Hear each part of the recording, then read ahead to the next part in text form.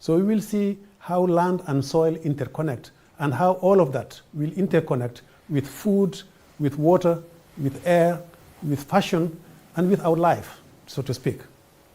Sadhguru, you embarked into a 100-day motorbike journey from London to India, covering 30,000 kilometers across 25 nations. You are doing this as part of the Safe Soil campaign, calling on policymakers to make soil regeneration a priority. You are not young anymore. Embarking on such a journey is quite extraordinary. Sadhguru, can you first tell us about this campaign? What is the vision and what is the ambition behind the campaign? Namaskaram, Thiaw, Ibrahim. Thank you very much for having us here and your support. And this has been your life's work in many ways. What I'm seeing is, there's so much happening in the world, there are so many concerned people, but still when it comes to concerted action, it is not one-pointed, it's many-pointed. I'm not questioning the significance of other aspects, that is also significant. But soil is like the cream of the land or the cream of the planet itself. When I say cream, it takes certain amount of time for the cream to come up, and the cream has come up over millions of years. And our life has come out of this cream, which we call as topsoil. And that topsoil is in serious danger right now. We are heading towards an extinction of this. What extinction of soil simply means is, soil or the topsoil particularly is the largest living system, not just on this planet, but in this universe. In the known universe, there is no other material like this that can sprout life the way this topsoil sprouts, whether you see a worm or an insect, bird, tree, animal, man, woman, everything has come out of this. But we have put this to great risk and danger right now.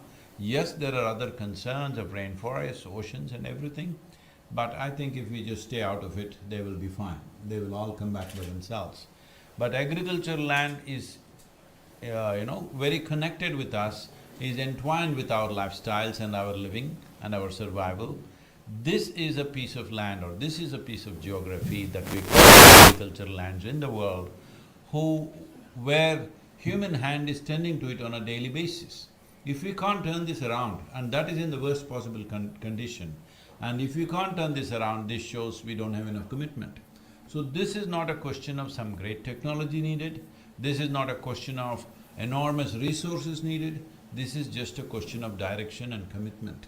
So I thought we should bring focus to this because as I spoke to various ministries, agriculture ministries across the world, what I discovered was most nations are still treating soil as an inert substance that you can manage by adding or discounting some chemical in it. Soil is the largest living system, and first thing is this must come into human consciousness that we are dealing with life, we are not dealing with a material.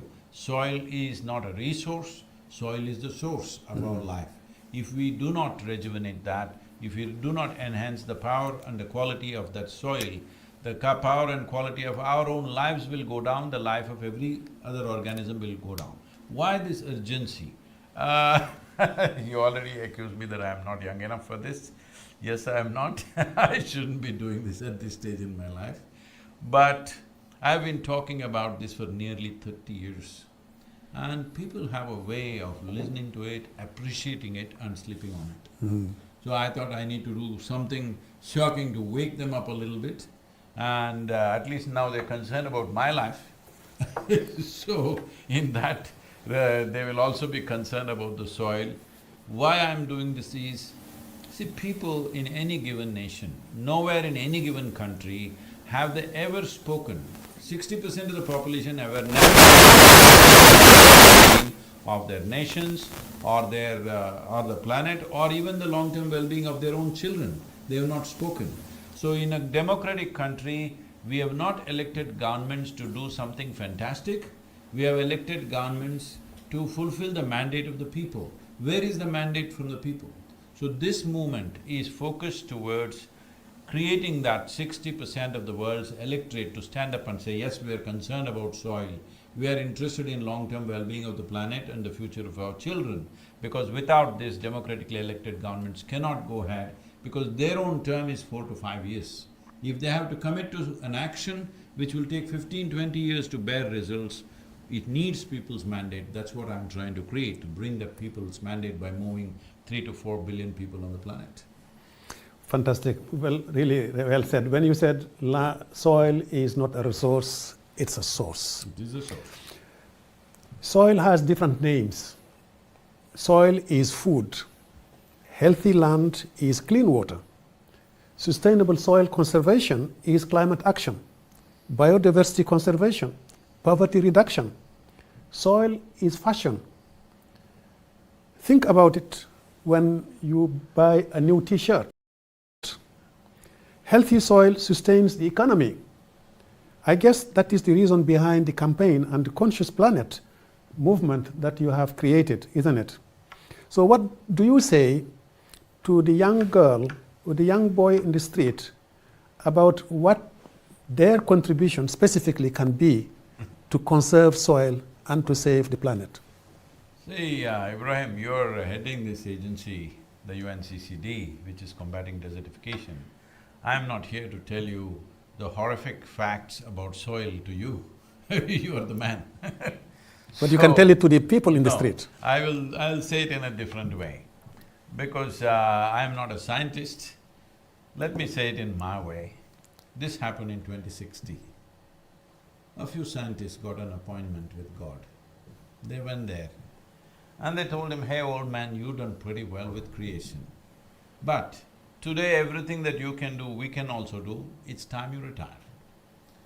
God said, oh, is that so? What is it that you can do? So they dug up little soil, made a vague image of a human child and did certain things to it, and it came alive. The child became alive.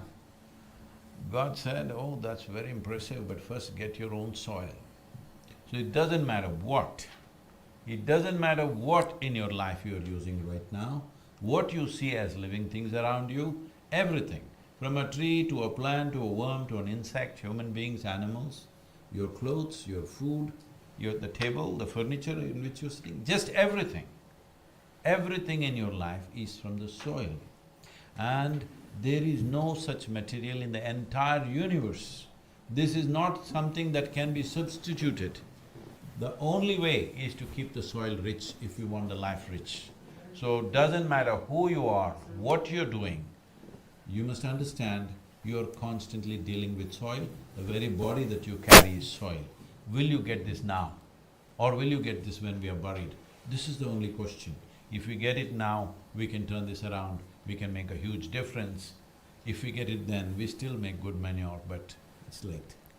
So are you saying that the young boy and the young lady in the street can do something about save soil? Yes, they can do something. See, our school children in Tamil Nadu, when I spoke to our children, they said they are going to get 10 million children in India to write to the Prime Minister. So right now we have not reached 10 million, but few hundred thousands have happened. I'm sure Prime Minister's office will be inundated with children's messages. But once this happens in every country, no leader will be able to ignore it when he knows people are concerned about it. The most important thing is people have not spoken till now. So, without getting them angry, it's very important, everybody says, let's go, let's get the thing, the evil people who did this. I want everybody to understand, this did not happen because of any evil design. This has happened in pursuit of human happiness and well-being. So that means every one of us are partners in this destruction and every one of us should become part of the solution. This is not an agitation, this is not a protest, this is not an activism against any particular industry or lobby. I think all of us need to get together to turn this around because this is a problem of that size. If we want a solution, every one of us should be a part of it. Fantastic.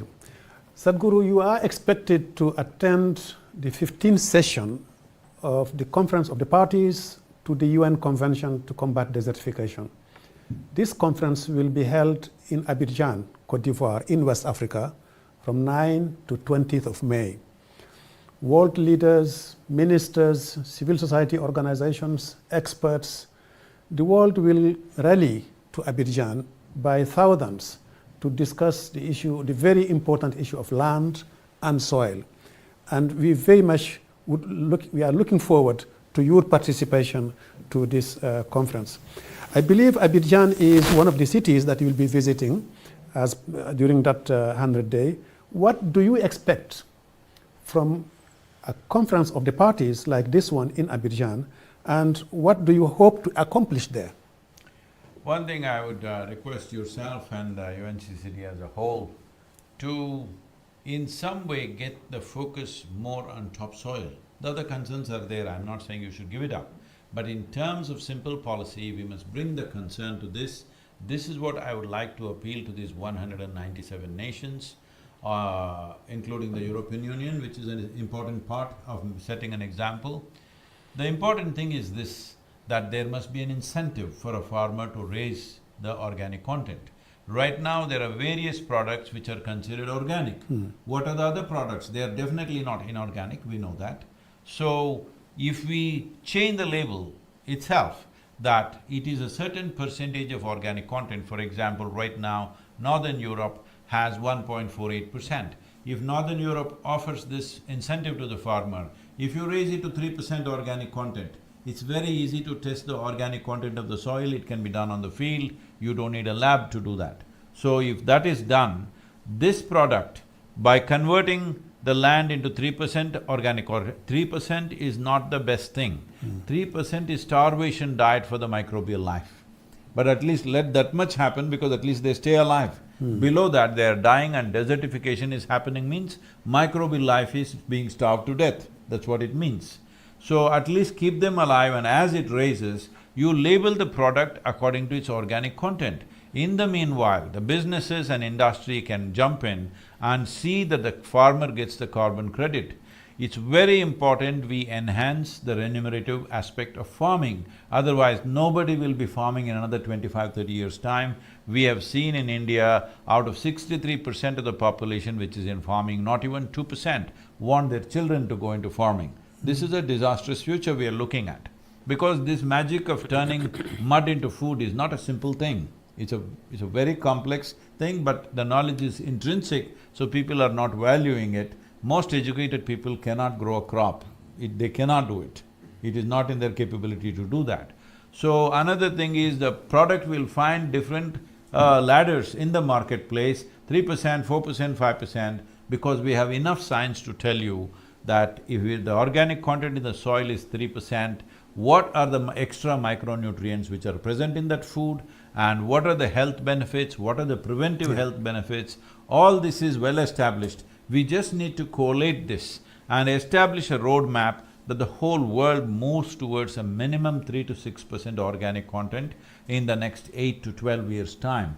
It is very much doable, because just if you bring cover crops in summers or winters according to the nature of one's climate, just the cover crop and plow it back into the land, if you do this, within 6 to 8 years, most lands will reach 3% minimum. So, it is not doable, nor does it take enormous amount of money. It is only a question of single-pointed direction and commitment. What we have seen in India is to put cover crops, if government has to give subsidy for the seeds to be thrown into the soil, out of which you're not taking any crop, it is just being used as humus. If you have to do that, it just costs 450 rupees per acre, which is just 5 euros or less than 5 euros per acre. Every nation can do this. It does not need heavy budgets. If you want to do it within 2 to 3 years' time, it'll cost a little more money. But if you want to do it in 6 to 8 years' time, every nation can do it. This is not happening only because of lack of singular direction and commitment. That's what I would like to bring to the COP15 in Ivory Coast, that these 197 nations, if they look at it this way, that a singular focus towards topsoil and a commitment towards that, this doesn't take money, this doesn't take any great technology. Every nation, poor or rich, can do it, and it should be done. If you are interested in the future of this world and the future generations, UNFAO goes about to say, the food that we are eating right now belongs to the unborn child. Yeah. Eating up the food of the unborn child hurts me deep in my heart. It feels like we are committing a crime against humanity itself. Well, thank you very much, Sadhguru. Thank you to all listeners and viewers. Millions from around the world follow you, Sadhguru, and we hope that they will do more than just following you in your videos. They will following you with actions. And we would like to call all people in the world to actually take care of this very important natural capital of ours, because it is life. It is our food, it is our air, it is the quality of the water, it is the quality of our health, and it is the quality of the food, the nutritious food that we all need. So I would like to thank you all very much for your participation. Thank you, Sadhguru, for your tour, and thank you for your leadership. Namaskaram. Once again, my appeal to every one of you that all you have to do is these 100 days, talk about soil every day, something. Please research by yourself, or savesoil.org is there. Otherwise, UNFAO, World Food Programme, UNCCD, many conventions, they have their website, there's a whole lot of information. Take something, make it your own, and talk about soil for these 100 days in a concerted way. The world talking about soil and shifting the narrative towards soil is very vitally important right now. This is once in a… Will we be that generation of disaster, or will we be that generation which was sleeping through the thing and landed up in the disaster, and later on we will grieve about it? This is not a disaster we can allow to happen. We can mitigate this, and this is both a challenge and a privilege for our generation, that we are in this cusp of time that we can turn it around. But if this is attempted after 30 or 40 years' time, this will be extraordinarily difficult, and most probably we will not be able to do it. This is just the time. This is our time. Let's make this happen. Thank you very much. Let's make it happen. Thank you. Thank you.